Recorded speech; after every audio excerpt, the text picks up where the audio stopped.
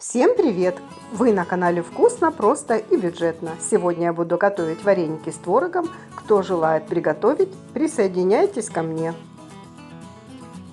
Для теста мы берем 400 грамм муки, кефира 200 мл, соли 1/3 чайной ложки, сахара 1 столовая ложка, сода пищевая 1/3 чайной ложка и 1 желток. Также для начинки творог 500 грамм, 1 желток, ванильный сахар и соль и сахар еще добавила по вкусу.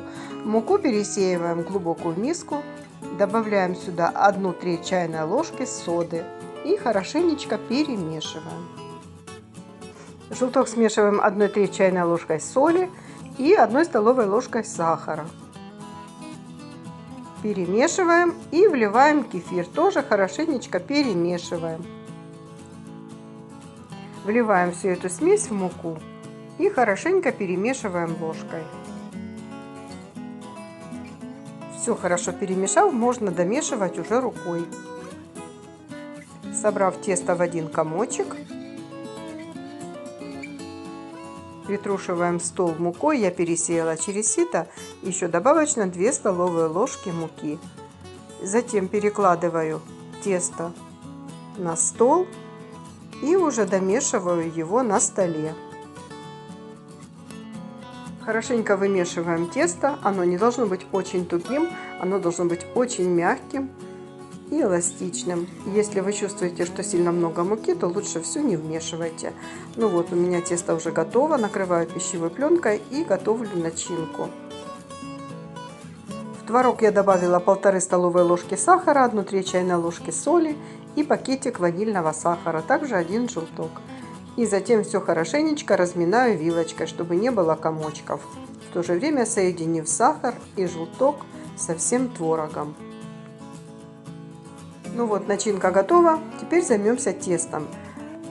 Мукой я притрушиваю опять стол. У меня муку не всю я использовала, осталось. И раскатываем тесто в длинную колбаску.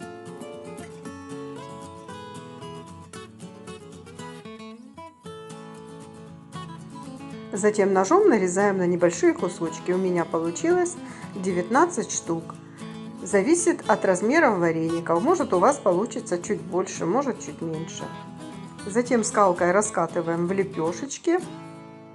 Я раскатала сразу все варенички.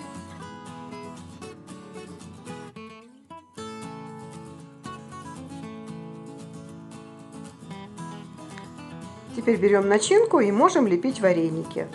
Беру одну вареничку, на центр варенички кладу творожок, рукой я немножко приплюснула и склеиваю пальцами края. Вот такой вареник у меня получается. Так проделываю со всеми варениками. Края хорошенечко старайтесь склеивать, чтобы при варке они не расклеились.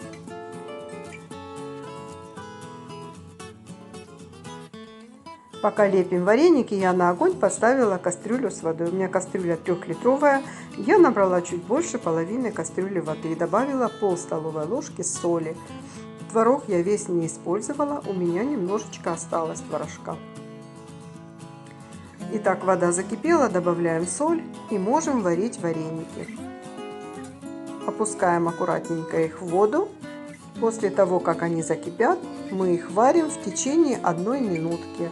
Ложечкой мы проходим по дну, чтобы не прилипли вареники. Миску для вареников я уже приготовила. Я добавила 50 грамм сливочного масла. Если будет мало, можете добавить чуть больше. Вареники закипели, кипятим в течение 1 минутки. И все, можем доставать. Вареники готовы. Таким образом я проварила все вареники.